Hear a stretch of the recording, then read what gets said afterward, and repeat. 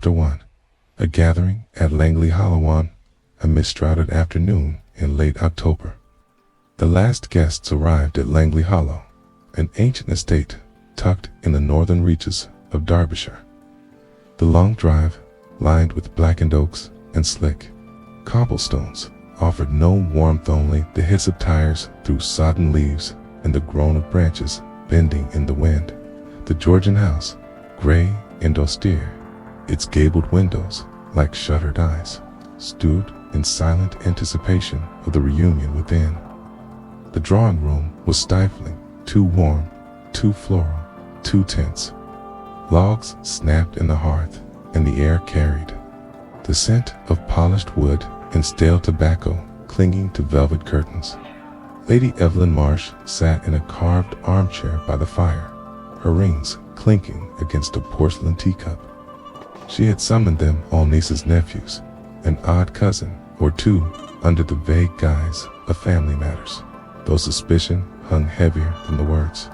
Her pale blue eyes, sharp and unyielding, scanned each face with a quiet calculation, as if measuring secrets unspoken.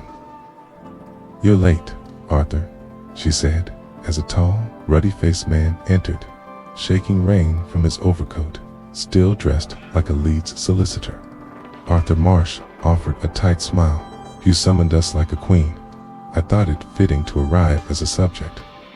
"Always clever with words," Evelyn replied, her voice cool, but never with time. Conversations around the room faltered. Julia Hardwell, Arthur's cousin by marriage, traced a gloved finger along the mantelpiece, as if searching for hidden truths. Lucian Marsh, Evelyn's grandnephew, leaned against a sideboard, his fingers curled too tightly around a brandy glass. Felicity, Lucian's younger sister, looked out of place in her sharp city dress, her hands fidgeting. Then came the unexpected guest, a stout, fastidious Belgian in a gray wool coat, his mustache impeccable, his posture composed. "Forgive me," he said, his English lightly accented, as he bowed. "I am Hercule Poirot. It was not my intention to intrude on a private affair." The name stirred the room, though no one spoke it. Evelyn didn't rise. She gestured to the chair opposite. "Who are you, Mr. Poirot?" she asked, then added, "I invited him." Arthur turned sharply. "You invited a detective?" Evelyn's smile was faint but deliberate. It seemed prudent. "I thought this was a family gathering," Lucian muttered, his brow darkening. "And so it is," Evelyn said. "But sometimes a stranger sees what family cannot." Poirot removed his gloves with care. "May I ask, Madame, what precisely you wish me to see?" Her eyes flicked briefly to the antique grandfather clock in the corner, a continental piece from the 1700s, its ticking slow and heavy. "I will not live much longer," she said at last. "Not drama, but truth. And when I'm gone, there will be questions. Better to ask them now, while I can still answer." Felicity's voice barely rose above a whisper. "A will, among other things," Evelyn murmured. "Mr. Poirot, I have long suspected someone in this room does not wish me well." At Langley Hollow, intentions outlived their keepers. Silence fell, heavy and absolute. Poirot studied the room, Arthur's clenched jaw, Lucian's defensive slouch, Felicity's nervous glances. Julia, no longer dusting, watched him with guarded curiosity. "You believe your life is in danger?" Poirot asked. "No," Evelyn said. "My death is inevitable. The danger lies in what follows." Poirot nodded. "Then we must observe before facts are lost to grief." The grandfather clock struck 5, its chime brittle, echoing oddly. Evelyn turned toward it, and for a moment Poirot thought she might speak. Instead, she smiled, as if amused by fate's timing. "I think we shall have tea now," she said. Chapter 2. The coffin in the crypt. The rain didn't relent that evening, falling in a steady, insistent rhythm, tapping the diamond-paned windows of Langley hollow like restless fingers. Supper passed in near silence, broken only by the clink of cutlery or the rustle of Evelyn's napkin. Poirot, ever polite, conversed lightly, his eyes sharp, more attuned to the room than the roast.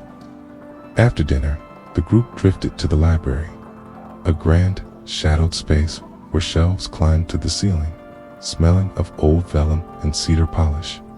Above the fireplace hung a portrait of Evelyn's late husband, Sir Cedric Marsh, in military regalia, his painted eyes unnervingly alive under the flickering gaslight. Lucien poured himself another brandy, muttering about ancestors' watchful gazes. Felicity sat by the window, twisting her bracelet. Julia leafed through a leather-bound Tennyson, her eyes skimming nothing. Poirot stood by the fire, fingers steepled beneath his chin.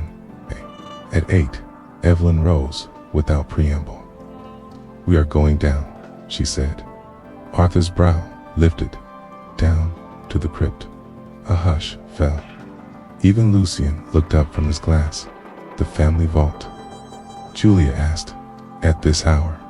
Poirot gave a slight nod, his expression unreadable. "I'm an unusual choice, madame." Evelyn ignored them, turning toward the hall. "Come, or stay as you wish. I will not be buried in silence." Poirot followed. The Marsh family crypt lay beneath the eastern wing, behind a heavy iron door unopened. As Arthur whispered, "Since father's funeral." The descent was narrow, lit only by flickering sconces and the unsteady glow of a brass lantern. Evelyn insisted on carrying herself. The air changed as they descended, cooler, denser, and laced with the faint dampener of earth and stone. The stairs ended in a vaulted passage, bland with plaques beyond them. The crypt opened into a low-ceilinged room where generations of marches lay sealed. Behind carved marble 6 coffins were present.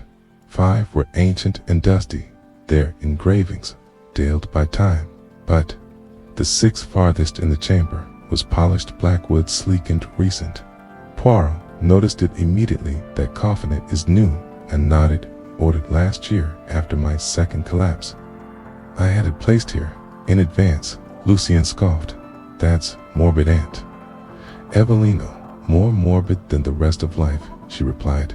"But this one is different." She moved to the coffin and rested her hand on its surfacery. "Nights ago, I was here. I come down often. It comforts me to prepare. But that night, I heard something." She paused. Pooh stepped closer, heard what Madame turned to face him, a cry from inside the coffin. No one spoke. It was faint, Evelyn contended. Frightfully faint, a sort of choking gasp.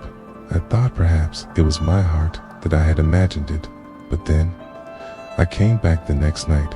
I brought Clara the maid, and she heard it. To Julia's voice was sharp. "And you didn't report it?" To whom said, "Evelyn, no body has gone missing. No one declared dead, but something is not right. I feel it in my bones." Spool approached the coffin with utmost care. It was indeed new. The hinges gleaming faintly, the lid closed and seemingly undisturbed. There was no lock, only a brass clasp. "May I?" he asked. Evelyn nodded with great delicacy. Poirot opened the lid. The inside was lined with white silk, impeccably made, unused. Tipu ran his fingers along the interior, examining the stitching, the walls. "Tell it." Then he tapped lightly along the sides. A soft echo answered him. He paused, tapped. "Can. Hollow." "Ah," he said. "Quiet, lithe. Hair. Is space beneath the lining." Arthur moved closer. "You think someone's hidden something inside, perhaps," said Poirot. "Or perhaps someone was inside." Lucan let out a short, uneasy laugh. Surely not. Who would lock themselves in a coffin? Pooh smiled faintly. Who, indeed? Had closed the lid, his eyes thoughtful. "I must ask to see the house plans," he said, "particularly the architecture of this wing also." I should like to speak with Maid Clara, was it? Yes, said Evelyn. She will tell you the same, I don't doubt it. But, still, Poirot said, adjusting his cuffs, a second ear is always useful when listening for the truth. As they made their way back up, Poirot turned at the top step and cast one last glance at the crypt below. The new coffin gleamed faintly in the lantern's glow. A cry from a locked coffin. No corpse. No crime yet. Chapter 3. The Maid Who Heard Too Much. The following morning dawned gray and low, the kind of sky that promised a storm but never delivered a slow, oppressive pressure in the air that settled over, plainly hollow like dust on old books. Poirot rose at 7, bathed, shaved and dressed with his usual meticulousness. By 8, he was in the breakfast room, examining the layout of the silverware as though it might reveal some private abitrial.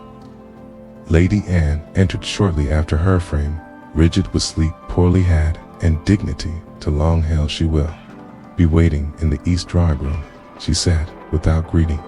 Clara Poole nodded solemnly. Mercy, madam. The east drawing room was brighter than the others, large windows overlooking the gardens, a view of hedges clipped into angels, and a fountain that no longer worked. Clara stood by the fireplace, wringing her hands into the hem of her apron.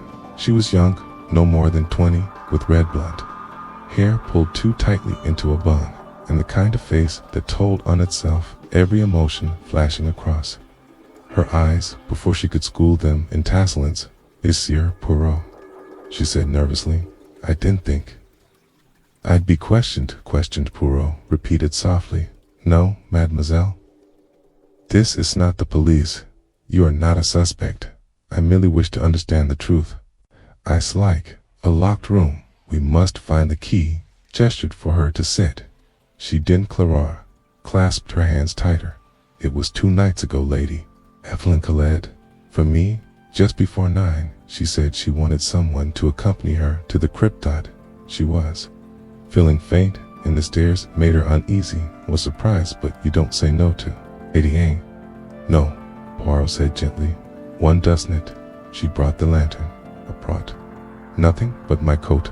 Clara hesitated. It was strange being down there so quiet, and the walls seemed to close in after a minute or 2. Lady Evelyn stopped in front of the new coffins, said she wanted me to listen. And what did you hear? Clara swallowed. At first, nothing, just my own breathing and hers, and then she stopped. Yes, a sound, not loud, not words, but something like a breath caught in the throat, a whimper, maybe. You thought, maybe, there were rats. Poirot's brow lifted. A rat, mademoiselle, does not whimper like a human child. I know, she whispered. It was wrong, that's all I can say. Did you hear it again? No, but the next night, she asked him again. Same time, same place, this time anything. Not a sound, but she was pale, paler than usual. She asked me not to speak of it, and yet, Poirot said, she did not heed her own advice. She's frightened, said Lady Evelyn.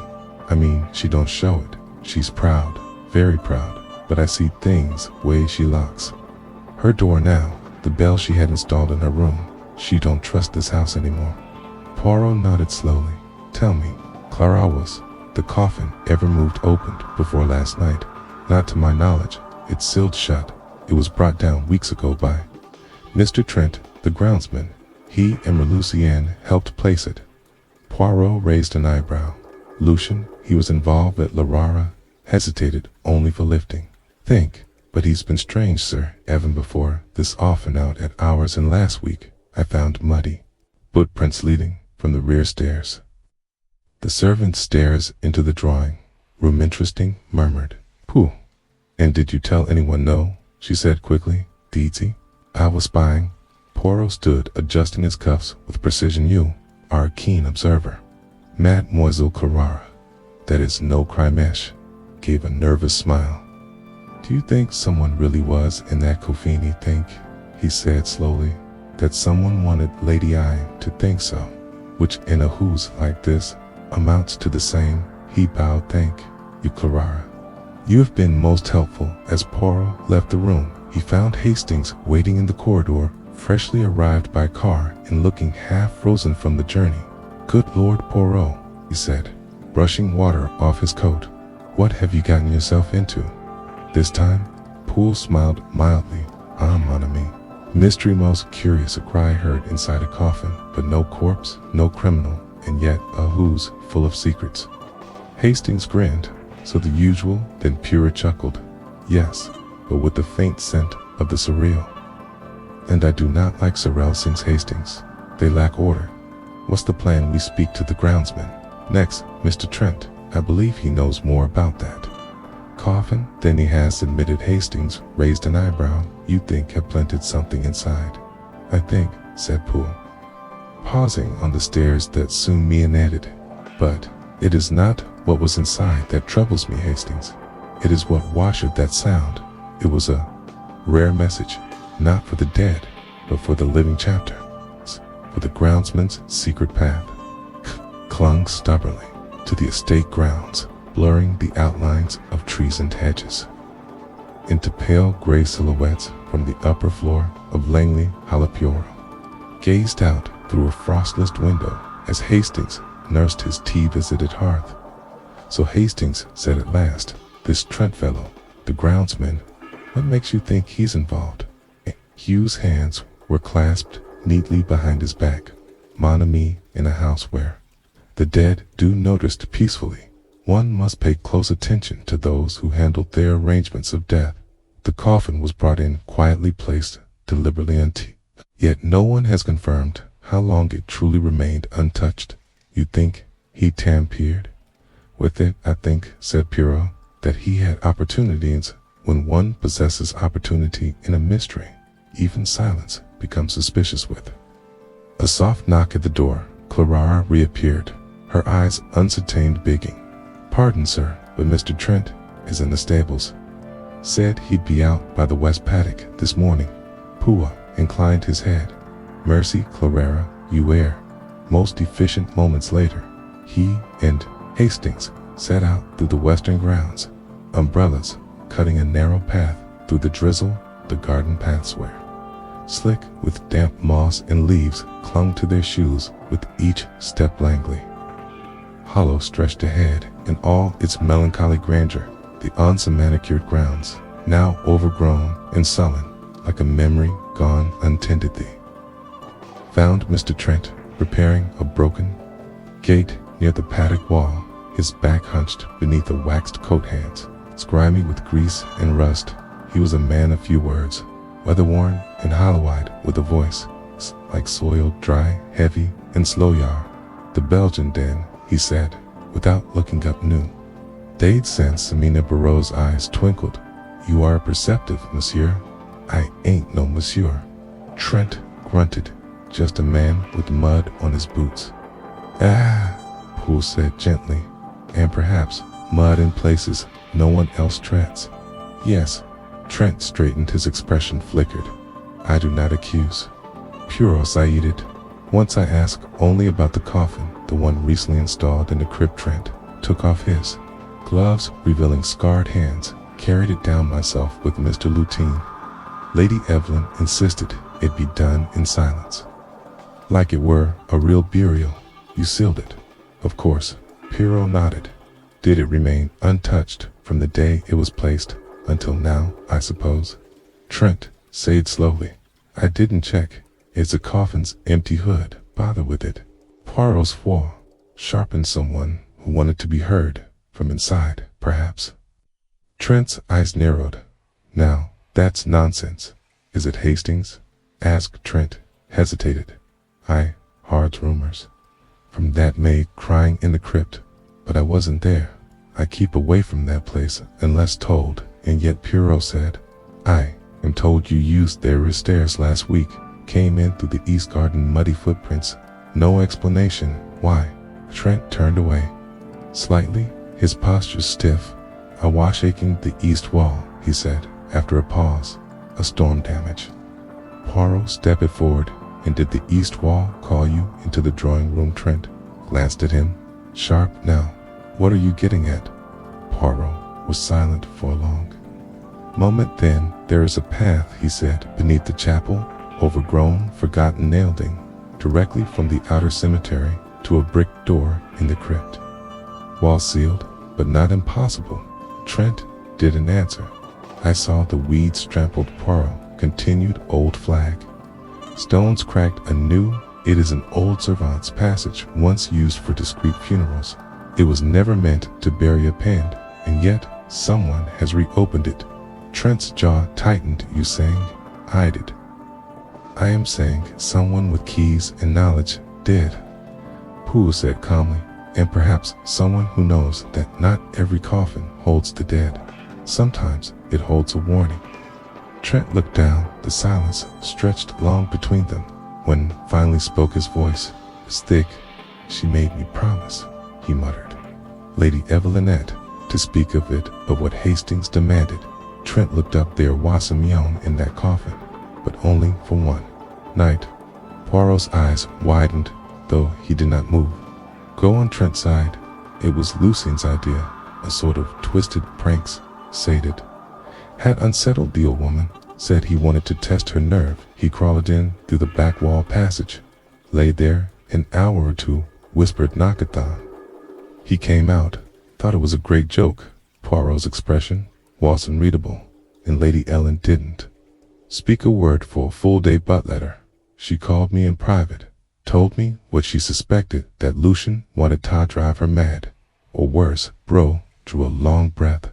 Why did she not tell Thefmily? 'Cause she knows them, Trent said bitterly. She knows. They want her gone. She said, if I accuse Lucien, the rest will only protect him. So she waited, and asked me to come. Poirot murmured. Trent nodded. And now? Hastings asked. What now? Poirot's face had grown gravenal. We investigate further, because, mon ami, jokes do not cry like that. And Edo not believe Lucien was the only one inside that coffin. Chapter 5. The letter in the garden wall. The storm finally came on the 5th day, not with thunder, but with a quiet persistence, like something crawling across the earth rather than falling from the sky. Rain soaked the gravel paths and turned the garden into a glistening maze of puddles and wet leaves. It was in this pale and dripping light that Poirot stepped onto the rear terrace. His polished shoes, wrapped in cloth to avoid the mud, had been walking the estate since early morning, measuring distance, mapping movement, and, as always, watching you'll ruin your coat. Hastings cowed from under a dripping umbrella. Poole ignored the comment. He was crouched by a moss-covered wall in the southern quadrant of the garden, a crumbling length of stone that once marked the edge of the formal flower beds. Now it was a half-forgotten structure, overtaken by ivy and disasuzabat. What caught Poirot's eye was a single brick paler than the others and clearly shifted in recent months. He touched the edge of it, ran his fingers along the seam, then pressed inward. The brick wobbled. Poirot leaned closer, fingers steady, and pulled it, slid forward with a damp scritch, revealing a hollow space behind. Inside, wrapped in parchment and string, was something far more unexpected. A folded letter, sealed with wax. What in blazes? Hastings muttered as he approached. Poirot stood, the letter held delicately in one hand. The wax was unbroken, deep red, and stamped, not with a family crest but a small symbol, a single eye surrounded by a crude halo of thorns. It was unfamiliar, and yet somehow primitive, old, secretive. Have seen this symbol once before. Poirot murmured, on a signet ring in Istanbul. It is not British. He turned the envelope over. There was no name. No. Date, with care. Poirot broke the seal. The handwriting was small, tight-hurried. To whoever finds this, they are watching. She is not mad. The cry you heard was real, and it will not be the last. Do not trust the one who drinks for dinner. Do not trust the Dendere one who calls himself an artist. Do not trust what the house shows you. It hides more than bones. God, forgive me, Hastings exhaled slowly. What the devil is that supposed to mean? Poirot folded the letter. It is a warning, mon ami, and perhaps a confession. The phrasing is careful. Look here. The one who calls himself an artist, that is, Luton, I believe he fancies himself a painter, does he not? Hastings nodded. He mentioned it over dinner, mostly abstracts and nudes. He said, boasted of an exhibition in Vienna. Poirot's gaze sharpened, and the one who drinks before dinner, that would be Julia. She poured brandy at 4 o'clock on the very first day. You notice that I notice everything, Hastings. It is not just indulgence, it is ritual. These phrases were meant to guide us quietly, and the part about the house hiding more than bones, that said, Poirot, is most intriguing. Turned to look back at Langley. Hollow, the house loomed, its chimney slicing Gento, the gray sky like silent watchmen, one upper window lady. Ends, he believed a light flickering inside, the others were dull.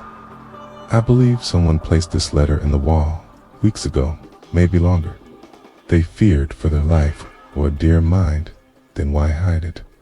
Hastings asked, why not hand it to Evelyn or the police? Poole looked at him, because perhaps the threat was within the house. The writer was unsure who would read it first, walked back slowly, the letter now tucked inside Poirot's coat. As they neared the terrace, Poirot paused. Tell me, Hastings, do you remember these vent stairs, where Clara saw the muddy prints? Yes, back of the east wing door is a service tunnel beside it, unused for years. It links the kitchen to the crypt hall, an old path for funerals in Winterthal. You think someone used it? I am sure of it now, said Pusamione has been using the house's forgotten ways to unsettle, to scare, perhaps, to prepare something more permanent. He turned to Hastings. There, Issa's second coffin, missing from the burial registry. He said quietly, one of the older ones, empty now, and I mean to find out where it has gone. Chapter 6. The missing coffin. The wind had shifted by morning, dragging scent of sodden earth and chimney smoke through the corridors of Langley. Hercule Poirot moved through the house with a measured step, his gaze catching on corners, stairwells, and shadowed doorways, all the silent witnesses of old houseware. Secrets were kept like heirlooms. He had asked for the burial records the night before, and now they lay open across the library table. Ink, faded dates, blurred by age, and damp ran a finger down the column of entries, each neatly marked with a name, a date of death, a coffin size, and placement within the crypt. It was all frightfully organized until it wasn't here. He murmured. Hastings, who had just entered with the warm tea in hand, stepped forward. What did you find? Poirot pointed to a narrow gap in the log between Reginald Marsh, 1865, and Anne Marsh, 1871. There is a discrepancy. Anne is listed as resting in position 4 in the crypt, but the next entry after Reginald also lists position for so to coffin's nth. Same. Space. Hastings frowned. Couldn't it be a clerical? Mr. Capoue smiled thinly. But Manami, what is Langley?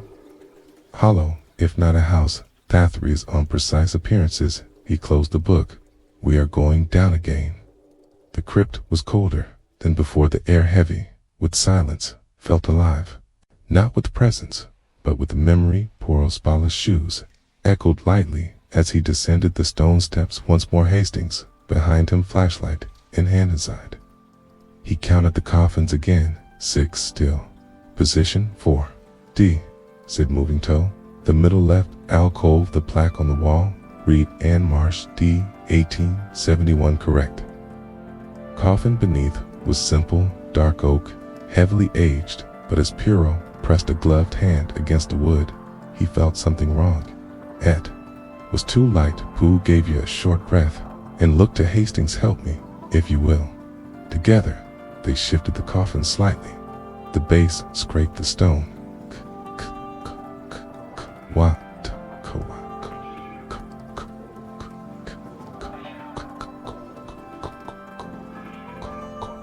Bina mocked against the side hollow. He turned and gently opened.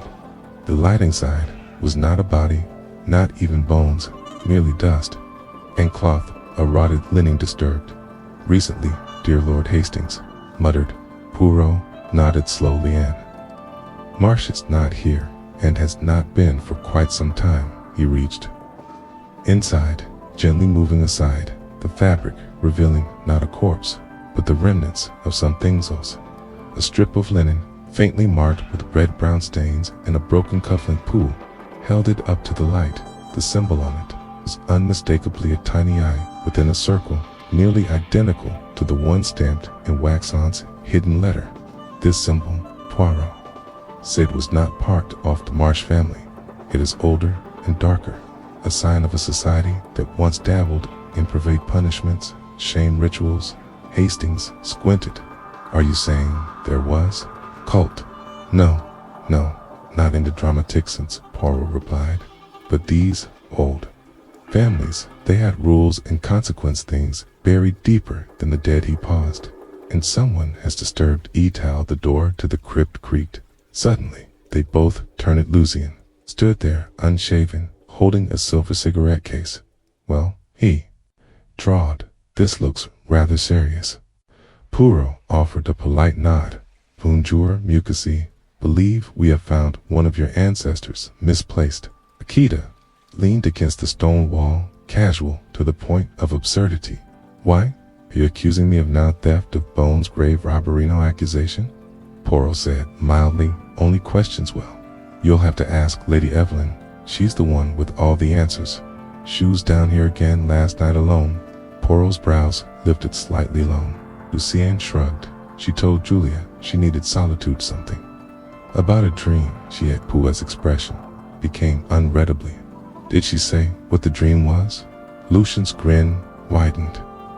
Something about a scream and a mirror. With that, he turned and left the echo of his footsteps lingering longer than his words.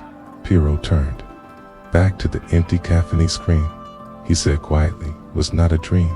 And now I begin to wonder if it came from more than one mouth. Hastings said nothing, simply stared at the hollow space where Anne Marsh was supposed to lie, and the tiny, broken cufflink resting in Poirot's palm, a relic of a message, no longer whispered, but clawing its way back from silence. Chapter 7. The painter who saw too much. Lucien Marsh kept his studio in the far western turret of Langley Hollow, a stone tower that once served as a lookout in more violent centuries.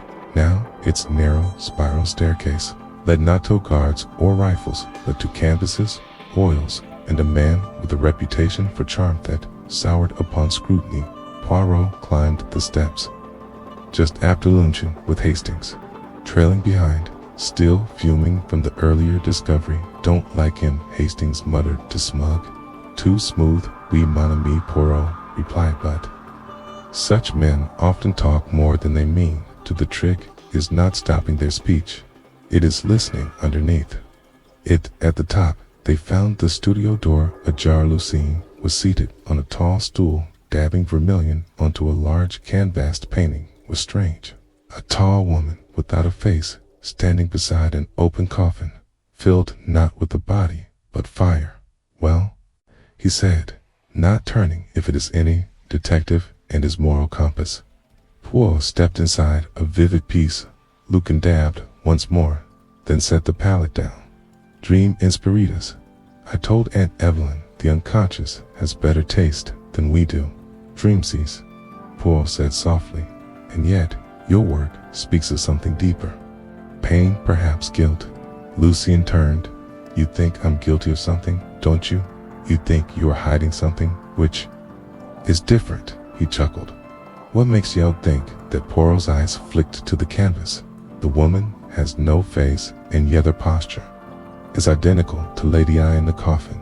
Is a flame that is not surreal answer, that is symbolism. Rage, perhaps, or fear. Lucan shrugged. I paint what disturbs me, then tell me what disturbs you about Lady Evelyn. Lucien hesitated. Nothing, he said, at last, except her games. She's been holding that will over our heads for years. Every time someone visits, she rewrites it, leaves everything to a different cousins. become performance art. Ah, Poirot murmured so. You believe this recent behavior of hers, the invitation, the presence of myself, is another act? Luciano smirked. Isn't it always? Pooh stepped toward the painting. In the coffin, the fire-losing smile flickered. Old ghost often screamed. Poirot asked quiet Lucille. Flinched. It was the smallest motion, barely a tick in his jaw. But Poirot sighed. You heard something, didn't you? Key said, voice low. Not the prank you've played days ago. I speak of something else, something real. Lucien crossed his arms. Everyone hears things in this house. Pipes, grown old woodcats, wind moans through the crypt. That's all it is. Did you return to that crypt after the prank? Keo asked. Lucien's eyes narrowed. No. Poirot gave him a long look, then changed tack. You told Julia about a dream, one with a scream in a mirror. Lucien's breath caught. Pooh continued. You described it as a dream, but it was yours, n'est-ce pas? Silence. Lucia finally turned away. It wasn't a dream, he muttered. At least, I don't think it was. Pooh waited. I was walking the hall to the crypt, Lucien said slowly. 2 nights ago. Thought I saw a light down there, so spy went. Didn't see anyone but the coffin. It was open. Poirot stiffened when exactly after midnight, close to 1, and Lucien hesitated. I looked inside, nothing there, but when I turned to leave, I heard a sound behind me. I spun around, still nothing. But then, in the wall mirror at the corner, I saw her, a woman, pallid dark hair, long dress, but no eyes, just black holes. She screamed. Poirot tilted. He shed, and when you turned, she was gone. He paused, then added almost defiantly, I wasn't drunk. I wasn't high. I saw what I saw. Poirot was quiet for a moment. And yet, you told no one. Lucien gave a brittle smile. You think anyone here wants the truth? Irene thinks I'm cruel. Arthur thinks I'm weak. Juliet thinks I'm spoiled. I'm better off painting ghosts than chasing them. Pugh stepped closer, lowering his voice. Let me be very clear. Lucia Waiter is happening here. It is no longer an inheritance game. It is not a haunting to be painted for effect. Someone, somewhere, is trying to send a message, and someone else may soon be dead because of illusion. Swallowed hard, Pooh gave a small, crisp nod. One final question. Have you ever seen this before? He held up the broken cufflink. The eye within a circle. Lucien's reaction was immediate. His face drained of color. Where did you find that? He asked, voice low. In a coffin, meant to be filled but near, but long empty. I believe you recognize it. Lucia nodded. Faint. Lucia nodded. Faint. Lucia. He died before I was born. Evelyn hated him. Said, practiced unacceptable things. That symbol, he wore it like a badge. Poirot pocketed the cufflink. Thank you. As he turned to leave, Lucien called after him. Though, you think there really is something inside the house? Poirot, something not alive, but watching. Poole paused in the doorway. I think, Hesed softly, that evil does not always knock. Sometimes it waits in familiar rooms, in silence, until we forget its name. Chapter 8. Stop. The silence before the second scream. The evening descended with a heavy stillness, as if the house itself held its breath. Langley Hollow was cloaked in shadows, the gas lamps along the gravel path flickering faintly through the rising fog inside. The grand halls were unnervingly quiet, the usual creaks and whispers of an old manor. Conspicuously absent, Poirot sat alone in the library, his fingers lightly tapping the armrest of his chair. Across the room, a small fire burned, low, casting warm light that barely reached the ornate ceiling. Hastings paced nervously near the window, glancing frequently at the door. Manami, Poirot said softly, the house is watching us now, not with eyes, but with silence, and silence can be the most cruel of all sound. Hastings shook his head. It's been too quiet since the discovery of the empty coffin. No one has dared speak freely. The family is tense, and Lady Evelyn looks waker by the hour. There is something in the air, poor mist, awaiting the calm before the storm. As they seasonally, the clock in the hall chimed the hour 9 o'clock, and a distant sound shattered the stillness. A piercing cry echoed from the depths of the crypt. Hastings jumped hand to his chest. "My Jewess!"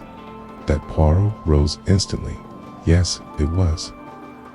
Without hesitation, they hurried toward the east wing, down the servant stairs, and into the cold stone corridors of the crypt. Air was thick with damp, and the faint scent of earth, the walls pressing close, with centuries of secrets. As they reached the crypt chamber, the group was already gathering. Lady Evelyn, her face pale but eyes sharp, Arthur stern and frowning, Julia, her lips pressed tight, and Lucien, who looked shaken despite his usual bravado. "What happened?" "Cool," asked calmly. Lady Ellen stepped forward. "I was in my room when I heard it. The scream, exactly as I had heard it before." A cry from within the coffin. Julia shivered. "It was terrible, blood-curdling, but when we opened it, it was empty again." Lucia swallowed hard. "I don't know what to believe anymore. Is it a ghost, a prank, or something worse?" Poole approached the coffin, slowly examining lock and hinges for signs of tampering. None. "Everything was intact. Samuel wants us to be afraid," he said. "This cry, it is a message, an attempt to settle, to distract." Arthur crossed his arms. "But to what end? That is what we must discover." Poole turns to the others. "I will require access to all private rooms tonight. No one may leave the house. Lady Evelyn, you have my word." As the household settled into a tense vigil, Poirot and Hastings took turns patrolling the hallways, listening for the faintest sound. Hours passed, the shadows lengthened, and the house seemed to breathe with a slow, ominous rhythm. Then, just before dawn, a second scream pierced the silence, louder, more desperate, and unmistakably human. Poirot froze. "Where?" "From the chapel," Lady Evelyn whispered. They rushed toward the small chapel joining the estate, where stained glass windows cast fractured light onto worn pews. Inside, a figure lay on the cold stone floor. Clara, the maid, pale and trembling, eyes wide with terror. "I heard it," she gasped. A scream from beneath the altar. Poole knelt beside her. "Dead. You see where it came from?" She nodded faintly. "There's a trapdoor. It's been hidden for years. But last night, I found it slightly ajar." Poirot's eyes gleamed with a mixture of triumph and dread. "We have found our secret passage," he said. "And what lies beneath may hold the key to all this fear." Chapter. Nina beneath the altar, the chapel's dim light flickered as Poirot and Hastings, accompanied by Lady Evelyn and Arthur, carefully descended narrow steps revealed by the half-open trapdoor beneath the altar. The air grew cooler and thicker with each step, redolent of damp stone and forgotten years. The passage was narrow, forcing them to walk single file, the only illumination coming from Hastings' flickering lantern. At the bottom, they found themselves in Asmel, crypt-like chamber walls lined with ancient stone blocks that glistened with moisture. A faint, musty odor clung to the air, mingled with the unmistakable scent of burnt wood. Poirot's eyes swept the room. To one side stood a crudely fashioned wooden K-box, its surface blackened and cracked as if by fire. The box was closed, but the latch was loose. Arthur bent down and latched it. With a soft creak inside lay charred scraps of parchment, an asmal broken mirror, its glass shattered into jagged fragments. "Fire," Hastings whispered. "Puzzled evidence of destruction," Poirot replied, "and yet something was meant to survive." Carefully picked up one fragment of the mirror, inspecting the faint reflection it cast. "A symbol," he murmured, etched faintly on the back. Holding it to the light, he made out a worn engraving. Same eye within a circle that had haunted their discoveries. Lady Evelyn shivered. "What is this place? A secret chamber?" Poirot said softly, long forgotten by most, but used for something clandestine. Paced slowly, eyes sharp to these charred letters. They were burned in haste, but perhaps a fragment escaped destruction carefully. Poirot gathered the scraps, moving them onto a flat stone slab. Hastings bent over to assist, revealing ink stains that, though faded, still bore words. Truth concealed beneath blood Anley's, the cry of the silenced one, Ediga, the last will hidden. Intige, beware the eye that watches, cryptic Hastings muttered, but deliberately so.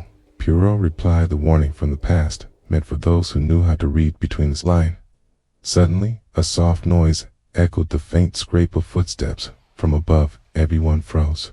It seems we are not alone, Poirot said. They ascended swiftly, finding Julia and Clara waiting anxiously at the chapel door. Julia's eyes were wide. I heard voices and a door closing. Pooh, nodded grimly. Someone else knows about this place, and that knowledge is dangerous, laddie. Evelyn's hands trembled. They want to frighten me, to drive me out before truth emerges. No, Poirot said firmly. They want to keep the truth buried, hadn't to. Hastings, the circle tightens, my friend, and we must be swifter. As the first pale light of dawn began to seep through the stained glass, Poirot made Aslan vow the mystery of Langley Hollow would be solved, no matter the cost. 10 secrets in the smoke. The morning air was thick with fog. As Poirot and Hastings returned to the drawing room, the events beneath the chapel had unsettled the household, and the atmosphere was taut with whispered suspicions and careful glances. Discovery of the charred letters and broken mirror suggested a secret sadly buried, that someone was willing to go to great lengths to keep it hidden. Julia sat by the window, her fingers nervously twisting a silver cigarette case. Poirot noticed the faint scent of tobacco that lingered around her attitail. He filed away quietly. Madame, Poirot began softly, may I ask how often you indulge in this habit? Julia glanced up sharply. I suppose I deserve it, she said, with a bitter smile. These walls close in on you, indeed, and tell me, did you notice anything unusual last night? She hesitated, then nodded. I heard voices, low, urgent whispers, and smoke. I thought I smelled smoke. Hastings repeated, frowning. Poirot's eyes narrowed. With smoke is rarely accidental in a place like Langley Hollow. It can be a signaler seen warning before they could delve further. Lady Evelyn entered her facibly, but determined. I have made a decision, she announced. We must search the entire estate, every room, every hidden passage, every forgotten cellar. Ah, the truth is here, buried beneath the centuries of silence. Epu smiled approvingly. Tia, Madame, the truth often hides in plain sight. As the search commenced, Poirot found himself drawn to the library's fireplace. Beyond its ornate mantel, he discovered a loose panel, revealing a narrow ventilation shaft, perhaps a forgotten escape route, or a conduit for whisperettes. The faintest trace of smoke clung to the edges. Someone has been here recently, Poirot murmured later, as the household gathered for dinner. Tension simmered beneath polite conversation. Lucia was notably absent, his studio door firmly shut. Poirot exchanged a meaningful glance with Hastings. Tomorrow we must speak with Mr. Lucien again, Poirot said. Quiet. There are still many questions unanswered. As the candles flickered and the night deepened, Poirot pondered the growing web of deceit and the deadly game unfolding in Isho, the shadowed halls of Langley Hollow. Chapter 11. The Artist's Confession. The morning light filtered weakly through truth curtains of Lucian Marsh's studio. The air was thick with the scent of turpentine and oil paint, and a faint hum of silence filled the room. Prue and Hastings had arrived early, hoping to catch the painter before the day's distraction set in. Lucia opened the door. Pichu ended, Shikama's bloodshot and his face shadowed by restless nights. Suppose you've come To talk more about ghosts and coffins, he said, bitterly stepping aside to let them in. Poole smiled, gently maliciate. It's not ghosts we seek, but the truth, no matter how unwelcome the studio was cluttered with canvases, sketches, and half-an-inch paintings. But the center of attention was a large easel holding a canvas shrouded beneath the dark cloth. Lucien gestured toward it. This is what I have been working on. Adair holds what? I could not say aloud. With deliberate care, he pulled back that cloth. Painting revealed a shadowed figure standing beside a coffin, its face a swirling blur of anguish and fear. Poirot studied the image, his gaze lingering on the dark eyes that seemed to follow him across the room. Tell me about this, Poole said soft. Lucien sank into a chair. It is the only way I could express what I've seen and heard. The scream from the coffin. It was real, I swear it. Who else knows this? Hastings asked. Only Julia and Clara. Lucien admitted. They think you. Losing my mind, Poole leaned forward. Butu, are not you, are a sensitive soul caught in a web of secret solution? Looked away. I overheard a conversation between Julia and Arthur about a hidden will, a secret that Lady Evelyn keeps from all of us. Is this true? Lucien nodded. Yes, the will changes often, and not everyone is satisfied with their arrangements. Some stand to lose everything. Motives grow, Poirot mused, where money and pride collide. Lucien's voice dropped. There's more. I saw someone sneaking through the crypt last night. A figure cloaked in black. Did you see their face? No, but they dropped this. He held out a small, ornate keypo, took it carefully.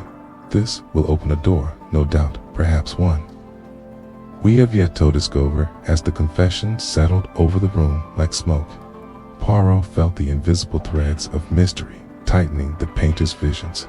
Oh, the hidden will, these script passages, they all pointed toward a truth waiting to be unveiled. And now, Poirot said quietly, we move closer to it. Chapter 12. The secret will. The morning sun filtered softly through the stained glass windows of Langley Hollows, study casting kaleidoscopic patterns on the worn Persian rug. Poole sat at the massive oak desk, a collection of papers spread before him. Hastings stood nearby, his face grave as Lady Ellen Marsh herself entered the room, her usual regal bearing tinged with exhaustion. Miss Poirot, she began, I understand Yahave requested to see my late husband's will. Pro nodded courteously. Case, you smite him. There are questions that require answers, and wills have a way of revealing truths. It's both written and unwritten. Evelyn sighed, smoothing the folds of her morning dress. There is more than one will. I'm Alfred Cedric. Was a cautious man and a complicated one. The last will, which supersedes all others, is kept hidden for reasons I do not fully understand. Is this will hidden within the estate? Hastings asked. Indeed, Evelyn replied, in a secure safe, but I alone possess the combination. Poirot studied her carefully. Madame Gibbons, tensions in your family. Do you not fear that such secrecy could breed suspicion, unrest?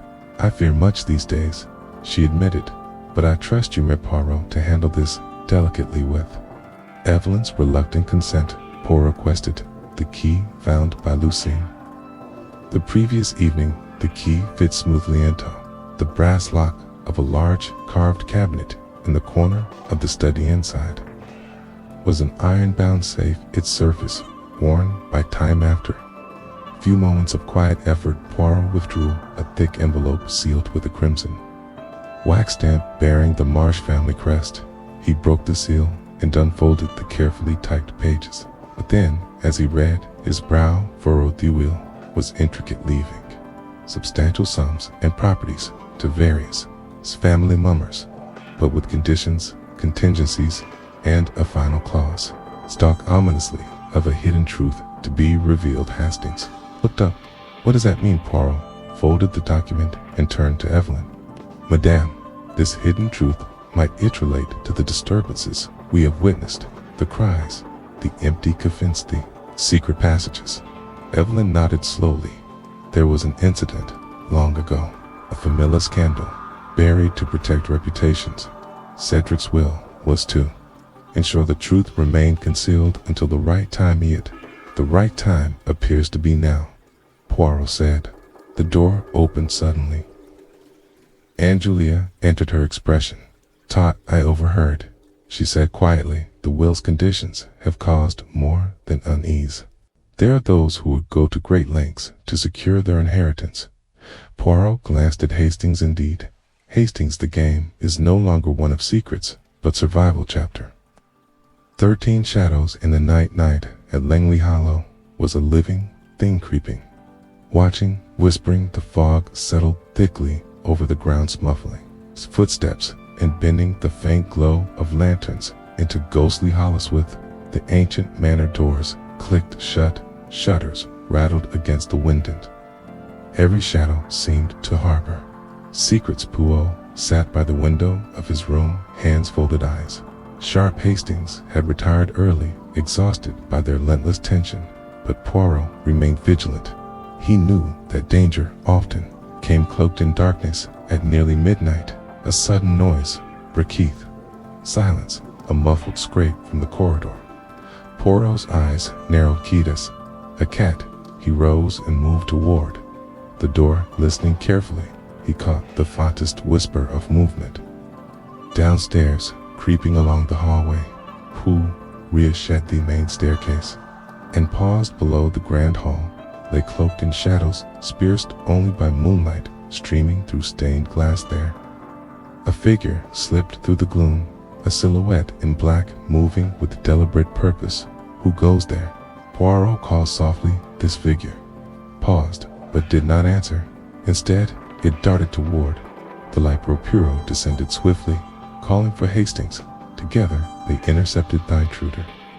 Just as they reached the bookshelves, Poirot's light fell on a startled Julia Hartwell, clutching a bundle of papers tightly. Julia, Poirot exclaimed. What are you doing at this hour? Julia's face was pale but resolute. I had to. I couldn't wait any longer. There is something you must see. She handed Poirot the bundle. Inside were letters, old correspondence between Lady Evelyn and a mysterious figure discussing protection, silence, and thefts of truth. Poirot's brow furrowed. This adds a new layer to the mystery. Someone feared exposure, and those fears were powerful enough to drive secrets into darkness. Julia's voice trembled.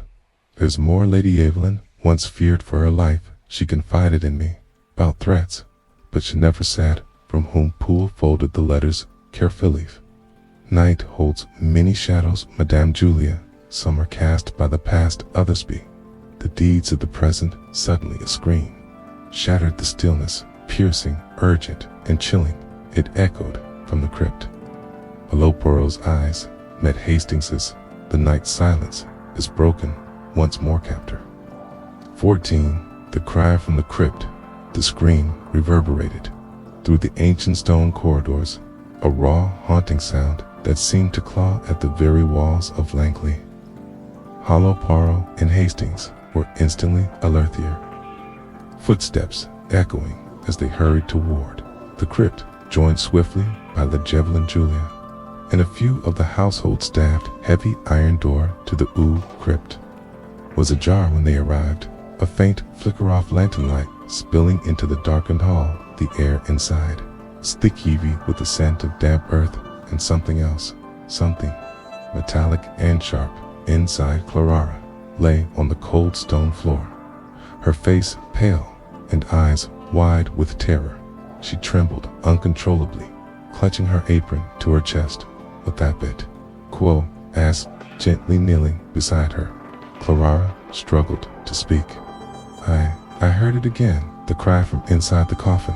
Only this time, it wasn't a dream, it was real. He glanced toward the coffin.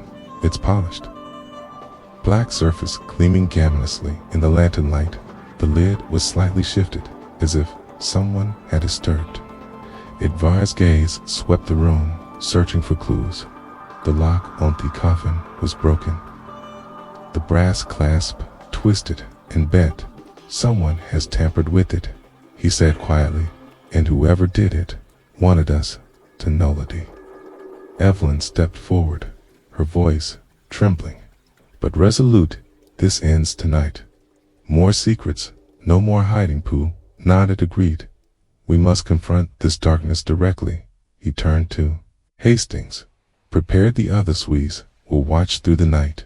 The culprit will reveal themselves or be forced into the open. As the household gathered in grim anticipation, Poirot's mind raced to cries, the hidden passages, the broken will, and now this violent act, all with threads in a deadly tapestry he was determined to unravel. The night stretched long and silent, save for the distant tolling of the grandfather clock and the faint ominous drip of water. Somewhere deep within the crypt, Pooh stood by the coffin, eyes sharp and little gray cells working tirelessly. This is no longer a game, he murmured. It is a matter of life and death. Chapter 15. The Midnight Confrontation. The weight of night pressed heavily on Langley, hollowed the darkness, seeping into every corner of the ancient manor, as if to suffocate the faintest spark of hope. The household had been gathered in the drawing room, the uneasy silence punctuated only by whispered speculation, occasional creak of settling wood. Every face bore the strain of doing spoken dread that the unseen enemy was among them, watching, waiting, ready. Toss struck again. Poirot stood near the fireplace, his sharp eyes glinting beneath the heavy brows as he observed the company lady. Veen sat upright in a high-backed chair, her pale hands tightly clasped on her lap, the hint of white knuckles betraying her composure. Julia Hartwell was restless, darting furtive glances toward the shadowed corners, while Arthur Marsh exuded a stoic facade that masked a barely contained tension. Lucian Marsh, the painter, leaned against the wall, his arms crossed, but his eyes darting nervously as if expecting a trap at any moment. Hastings, ever the faithful companion, paced the length of the room with a growing impatience. Mon ami, he muttered, this waiting is worse than any interrogation. Poirot inclined his head slightly, his voice calm but resolute patience. Hastings, the moment of revelation is often cloaked insolence. The guilty are usually those who cannot bear the quiet. The grandfather clock struck 11, its chimes, echoing mournfully through the house. Poirot's gaze shifted to the entrance as the door creaked open. Clara, the trembling maid, entered hesitantly, her face pale, but eyes determined. Madam asked me to tell you, Clara began, voice wavering, that Shehaz locked herself in a room for the night. She refuses to be left alone, but does not wish to speak with anyone else. Pooh nodded thoughtfully. A wise precaution. Fear can be a powerful ally or a dangerous enemy. As Clara retreated, the room's atmosphere thickened with anticipation. Hours see Meadow stretch endlessly until suddenly a sharp noise sliced through the stillness. Unmistakable sound of a door being forcefully opened somewhere down the corridor. Poirot's eyes narrowed at this. Is the moment he motioned for Hastings to follow. Asti slipped quietly from the room, their footsteps muffled by thick rugs, moving swiftly but silently. They traced the source of the disturbance to the long corridor leading toward the crypt wing. There, beneath the dim glow of a flickering lantern, stood Lucian Marsh, his face, flushed eyes wild with a mixture of fear and defiance. In his hand he held a small, ornate dagger, its blade glinting sharply in the faint light. What is the meaning of this? Pugh demanded, stepping forward. Lucan turned sharply, the dagger raised instinctive velocity back. I will not be accused any longer. Hastings moved cautiously, hands raised in placation. Lucan, please put the dagger down. No one here wishes to harm you. But Lucian's breath came fast, his voice trembling. They all suspect Murtha, Julia, even Evelyn. I am tired of their whispered plots and cold glance. Poirot's expression softened. Miss Lucia, the truth is not found in anger, bat. In clarity, lower your weapon and let us speak for a tense moment. The dagger wavered, then slowly, reluctantly, Lucio lowered his arm. Poole stepped closer, his voice gentle, firm. Tell me everything. Why this desperation? Why the weapon Lucius' shoulders? Sagged his eyes, filling with tears. I thought if I scared them, made them fear me, they would stop blaming me. But now, I see that fear only breeds more fear. Hastings laid a steadying hand on Lucian's shoulder. We are here to help old friend Lucian. Nodded, swallowing hard. There's a passage in the crypt, a secret I discovered while searching for answers. Someone has been using it to move unseen or threaten. Katie, Evelyn, and the others. Poirot's eyes sharpened to Lucien, shook his head. I don't know. But last night, I heard voices, whispered conversions.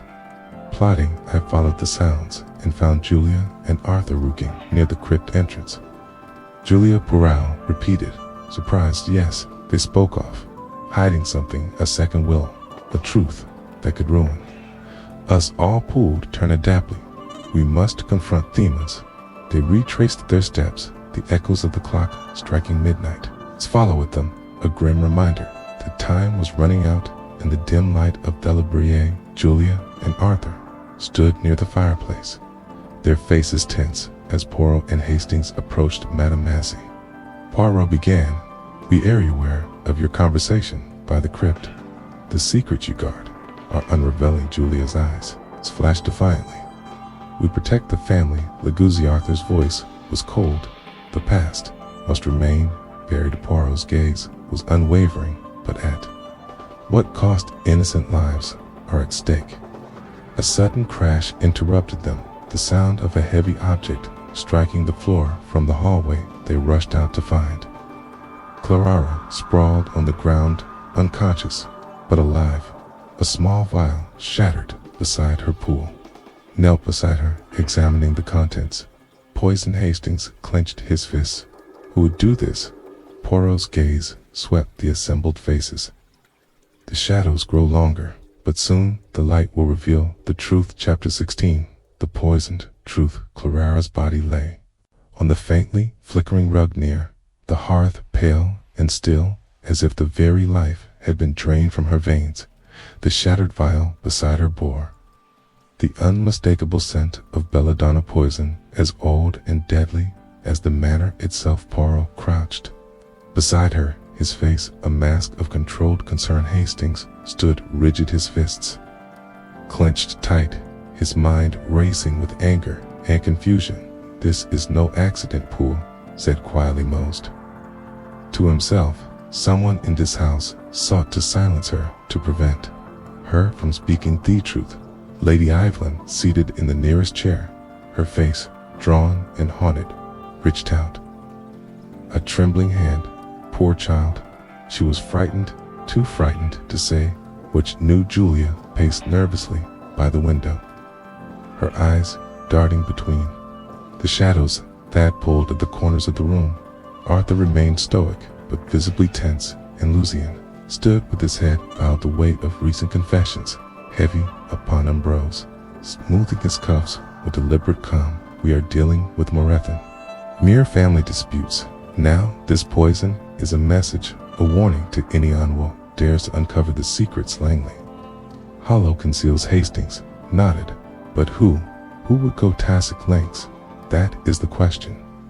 Poirot replied, and the answer lies in the poison, truth itself. He turned to Julia. Madame, you were present when Clara discovered the secret passages and the hidden will. You seem burdened by this knowledge. Julia flinched.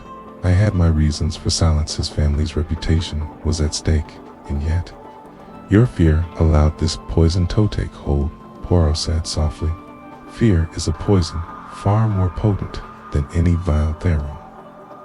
Fell silent, each person reflecting on the weight of his words. Pugh paced slowly, his keen eyes catching the subtle details around the room: a misplaced chair, a faint smudge on the window pane, a half-burned candle, still dripping wax. There is a pattern here, he mused to Cories. From the coffin, the broken lock, the hidden letters, and now, this attempt in Clara's life, all signs point to one truth: someone is desperate to keep the past buried. Lady Anne's voice trembled then. We must unearth that past before more lives are lost. Poirot nodded. Indeed, but we must act carefully. The guilty party is cunning and patientous. Clara was tended by the household physician. Poirot gathered the family in the drawing room once more. His voice was calm, but carried the weight of finality. Poison used on Clara is rare, but traceable. I have already sent 4 experts. Meanwhile, no one may leave this house. Every movement will be observed. Fix each person with a piercing gaze, because the truth is coming to light, and it will burn away. The shadows hiding the killer. Chapter 17. The web tightens. The household of Langley Hollow awoke next morning under a cloak of unease. The attempt on Clara's life had fractured any fragile semblance of peace that had remained, and every whispered conversion bore the weight of suspicion. The once stately manor now felt like a prison, its heavy walls closing in on the inmates, who cast weary glances at one another, their alliances fragile, and their trust shattered. Poirot rose early, as was his habit, moving quietly through the corridors with a mind honed to the slightest inconsistency. Hastings joined him in the library, where a fresh pot of tea steamed invitingly. Mon ami, Hastings began, pouring a cup of fear. The noose is tightening around. It's all. No one is safe, and yet everyone is suspect. Poirot nodded solemnly. Indeed, the poison was a brutal reminder that the murderer is growing bold. Yet, as the web tightens, the patterns emerge more clearly. He gestured toward the letters and documents spread before them. Have reviewed the correspondences between Lady Anne and the mysterious it. Seems she was coerced into silence by threats, both explicit and veiled. The hidden truth pertains not only to a will, but to a scandal that would disgrace the family beyond repair. Hastings frowned. And who is this sea that is yet to be discovered? Poirot admitted. But I intend to find out. Meanwhile, throughout the house, interrogations proceeded. Poirot summoned each family member individually, his questions precise and unyielding, his manner calm but piercing. Julia's hands trembled as she recounted her conversations with Arthur. Lucien's deafness cracked under scrutiny. Arthur remained inscrutable, but Poirot detected the slightest twitch in his eye whenever the topic turned to financial ruin. Day's climax arrived unexpectedly during a family dinner. The servants had cleared the room, leaving only the Marsh family and Poirot gathered around the long oak table. Candlelight flickering and casting elongated shadows. Stood suddenly, his voice resonant. The time has come for truth. He turned toward Arthur. Miss Marsh, you have been most guarded, yet the evidence indicates you was seen near the crypt shortly before Clara's poisoning. Arthur's face hardened. I was inspecting grounds, nothing more. Your alibi does not hold, Poirot said quietly.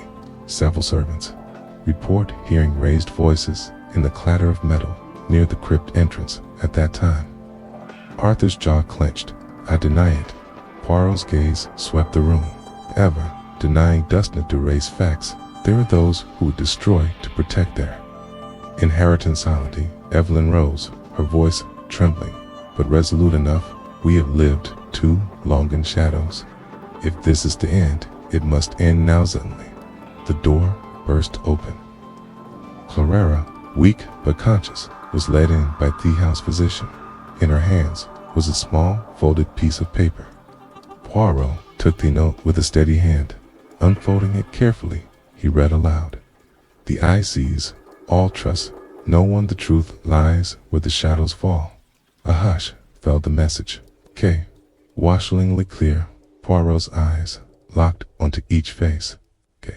This house is a maze of secrets and lies, but I promise you, the truth will emerge before Anna Thurkery pierces the night. Chapter 18. The Unveiling. The grand drawing room of Langley Hollow was filled with a tense silence, the air thick with anticipation and unspoken fears. The household gathered at Poirot's request, sat or stood in various states of anxious expectations. Flickering candlelight cast long dancing shadows across the faces. Aft holes present some pale with worry, others hard with resolve. Tonight was the night when all secrets would be laid bare. Poirot stood at the center of the room's expression.com, yet commanding his little gray sails, had been working tirelessly, piecing together the fragments of a puzzle that had grown more tangled and dark with each passing day. Now, at last, the time had come to expose the truth hidden beneath the surface of Langley Hollow. Madame Zizio Poirot, began his voice, steady, have lived through days of fear, suspicion, and danger. A cry heard in Sadia, loud coffin, an empty tomb, poison, and through it all a house haunted not by ghosts, but by human treachery. He paused, letting the weight of his words settle. The culprit among you is clever, but not infallible. It is sunny and driven by fear, fear of losing fortune, fear of disgrace, and fear of truth. Pew turned his gaze to Arthur Marsh. Arthur, he said softly, you have tried to hide your desperation. Financial ruin threatened your family and army, and you feared the consequences of the will's revelations. His face twisted with a mixture of anger and defeat. You have no proof, Hespat, only guesses and innuendo. Poole held up a small soiled piece of cloth. This was found near the crypt, stained with poison, saying that nearly took Clara's life. It matches the cuff of the coat you were seen wearing the night of the attack. Arthur's shoulders sagged. It was Minto, scared nothing more, yet the threats were real. Poole replied, you tampered with the coffin, hoping to drive Lady Eve to madness and hasten your inheritance. He then turned to Julia, and Julia, your role was no less significant. You guarded secrets, concealed evidence, and manipulated those around you to protect your own interests. Julia's voice broke. I only wanted to protect my family. Koa echoed, is often a guy's cinder, which darkest deeds are done. Lucien stepped forward, eyes wide. Butif, Arthur and Julia conspired. Why the warnings? Why the poison? Why the Cries Bureau smiled faintly to seal confusion, to divert suspicion, to buy time. He, Tornado, Lady Ain, Madam, you played a part as well, withholding the true will, perpetuating secrecy, hoping to preserve your family's honor. Lady Evelyn nodded slowly. I wished to shield them from ruin. Poole raised a hand. Honor and ruin are two sides of the same coin. Only truth can break the cycle. He looked at each person in turn. Tonight, we began to heal, but only when Thieselance is shattered by justice. As the household absorbed their revelations, a faint breeze stirred the curtains. The grandfather clock chimed midnight, its solemn tones echoing through Langley Hollow. Poirot's gaze lingered on the old clock. Time, he mused, has a way of revealing all secrets, even those buried beneath. Coffin. Chapter 19. Aftermath and reflections. Dawn crept softly over Langley Hollow, painting the ancient manor in gentle hues of pink and gold. The night's revelations had left a heavy stillness, as if the house itself exhaled after holding its breath for so long. The guests and household members moved through the rooms with the slow weariness of those who had faced truth and survived. Poole stood by the window in the drawing room, gazing out over the Ducast gardens. Hastings approached, quietly carrying 2 steaming cups of tea. Mon ami, Hastings said softly, handing a cup to Poirot. Ya have done it again.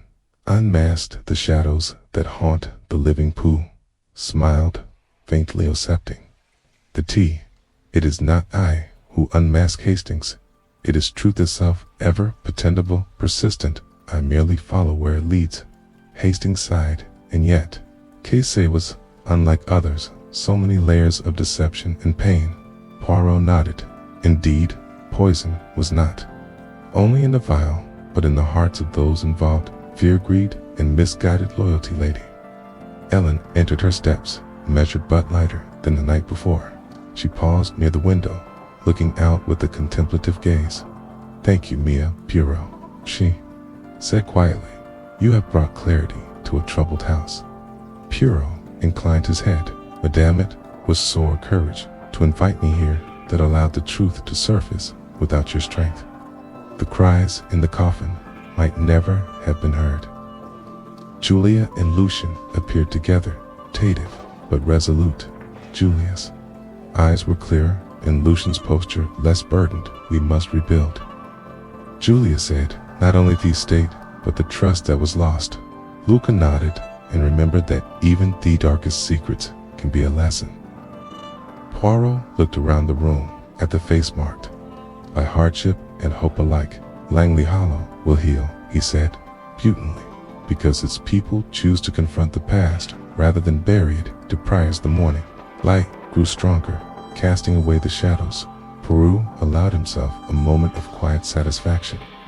The cry heard inside a locked coffin had been silenced, replaced by the steady heartbeat of Truth. Chapter 20.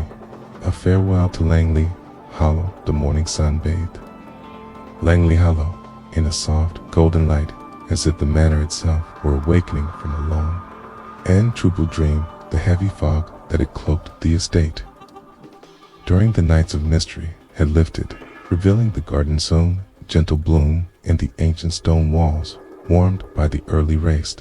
Air was crisp, carrying the scent of damp earth and freshly cut grass, a stark contrast to the dark secrets that had recently surfaced within the manor's wall. Hercule Poirot stood at the grand front door, his posture poised and dignified as sharp eyes scanned the horizon as the family and remaining staff gathered in the entrance hall. Lady Ellen, now appearing more composite and serene, stood beside Julia and Lucine, while Hastings lingered near Biever. The faithful companion, Madame Poole, began bowing slightly to shadow that once darkened these halls. "Has been lifted. The truth, with all its pain and complexity, has brought peace." Lady Ellen smiled faintly. "Miss Poole, your presence here has been a beacon in the darkness. We are grateful." Luton stepped forward, his voice steady. "This house, this family, it will take to me to heal, but with the truth revealed, we have a chance." Julia nodded in agreement. "The scars remained, but they remind us to be vigilant and honest." Poirot turned to Hastings. "Montaigne, it is time for us to depart. Our work here is done." Kiri, as they prepared to leave, Poirot took a final walk through the familiar rooms. The library, once a place of whispered secrets, now felt lighter. The crypt, once the scene of chill increase, was silent and still. Even the grand staircase seemed less foreboding, bathed in morning light. At the gate, Poirot paused and looked piquant.